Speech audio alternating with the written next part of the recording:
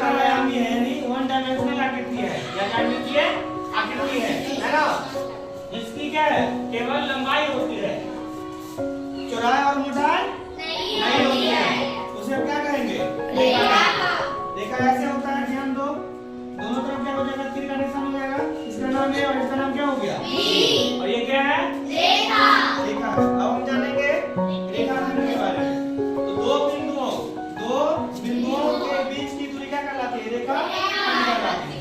जैसे ध्यान दो, ये क्या है, रेखा खींचा गया है और यहाँ पे क्या किया, दो बिंदु क्या कर रहा है, टच कर रहा है, यहाँ पे कट कर रहा है, क्या हो गया, ये रेखा को टुकड़ा कर दिया, यानी खंड कर दिया, क्या हो गया, ये रेखाखंड।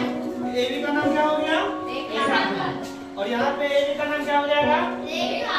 एबी का नाम रेखा।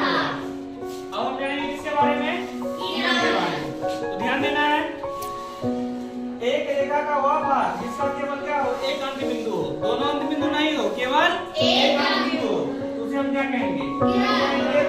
अब किरण का चिन्ह कैसा होगा, या पहचान, तो क्या होगा, सिर्फ एक साइड क्या है, तीर का निशान होगा, ये क्या हो जाएगा, किरण। अगर हम रेखा और रेखाखंड और किरण को क्या करेंगे, अगर शॉर्ट में लिखेंगे, छोटा करके, इसको हम ऐसे लिख सकते हैं, ध्यान दो, ए भी लिख के क्या करेंगे, क्या करेंगे, रेखा लगा देंगे। उसके बाद रेखाखंड में क्या करना है, ये भी लिख के रेखाखंड का पहचान दे देना है, और किरण में क्या है, एक तरफ तीर का निशान हो जाएगा, एक ऊपर, ठीक है ना। तो इस प्रकार से किसके बारे में जाने हम, रेखा के बारे में, रेखाखंड के बारे में और किरण के बारे में। अब करो इसको, पूरक कोण और संपूरक कोण के बारे में। तो पूरक कोण को इंग्लिश में क्या बोलते हैं, कॉम्प्लीमेंट्री एंगल, ठीक है। इसमें क्या है, ध्यान दो, दो कोणों का योग यदि क्या हो, समकोण के बराबर हो, समकोण यानी 90 डिग्री के बराबर हो, उसे हम क्या कहेंगे, पूरक कोण कहेंगे। अब ध्यान दो, जैसे मान लो ये क्या हम समकोण बनाए, इसमें क्या किए, एक नया रेखा खींच दिए, इसमें क्या हुआ, एंगल को दो भागों में बांट दिया है, कोण को, ठीक है ना। मान लो ये क्या है, 30 है, ये कितना हो जाएगा, 60। क्यों, क्योंकि दोनों कोणों का योग कितना होना चाहिए, 90 के बराबर होना चाहिए।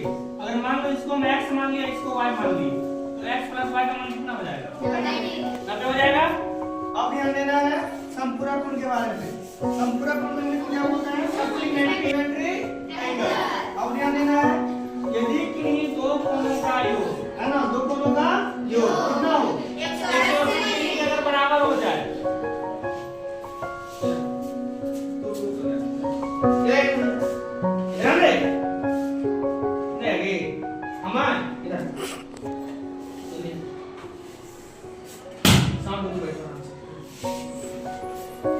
तो ध्यान देना है, यदि किन्हीं दो कोणों का योग अगर 180 डिग्री के बराबर हो जाएगा तो क्या हो जाएगा, संपूरक कोण हो जाएगा। अब ध्यान दो, एक सरल रेखा खींच लिए, इसमें क्या किए, और एक रेखा खींच दिए, क्या किया, इसको दो भागों में बांट दिया।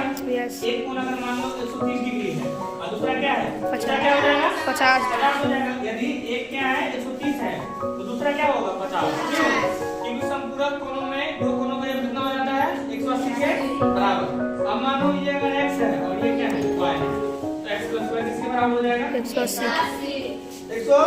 डिग्री के बराबर, ठीक है ना। सबको समझ आया।